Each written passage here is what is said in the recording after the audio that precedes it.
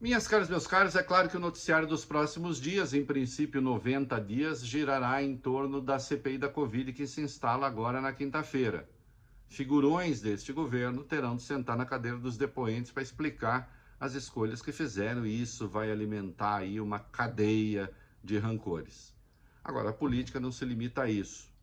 2022 já começou, é importante que a gente tenha isso muito claro, né? Não só o presidente Jair Bolsonaro já faz escolhas e diz coisas de olho em 2022, como seus adversários, né? Também estão se mexendo.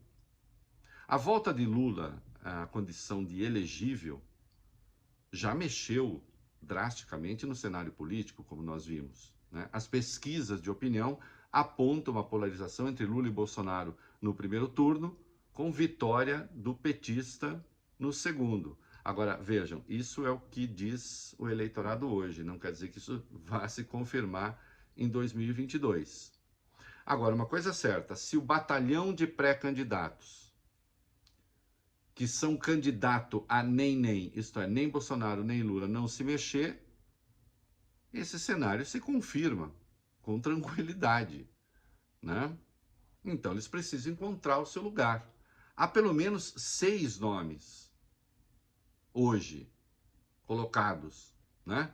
O de Ciro Gomes, o de Mandetta, o de João Dória, João Amoedo, Eduardo Leite e Luciano Huck. Como é que essa gente vai se entender?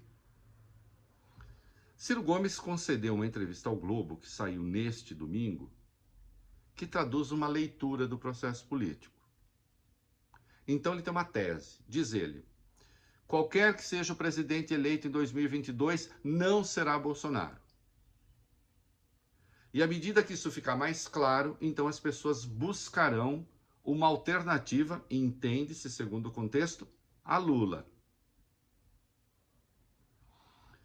Sendo assim, ele concede uma entrevista de quem já quer polarizar com Lula desde agora. E, portanto, sobe o tom do ataque ao PT. Muito duramente. Para vocês terem uma ideia, ele foi indagado sobre a viagem que ele fez em 2018 a Paris antes do segundo turno, deixando claro que não se comprometia nem com Bolsonaro, nem com Haddad. E ele disse que faria de novo, e agora com mais convicção, agora não, em 2022, caso a polarização PT-Bolsonaro se repita. Os entrevistadores quiseram saber se isso não dificultaria o apoio do PT a ele num eventual segundo turno. Caso o PT não passe, ele sim. E ele disse, bom, eu não acho que os radicais do PT votariam em mim mesmo. É claro que se isso acontecesse, ele no segundo turno, o PT não, ele buscaria um entendimento com o PT. Acontece que ele está falando para o cenário de hoje. E para o cenário de hoje, ele precisa ser também o candidato anti-Lula, não só anti-Bolsonaro.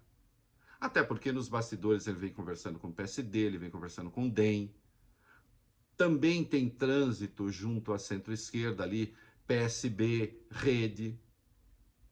Então ele busca ser esse nome. Mas não só isso não. Ele também, ao fazer esse movimento, busca, num futuro aí adiante, quem sabe isolar o próprio PSDB. Né?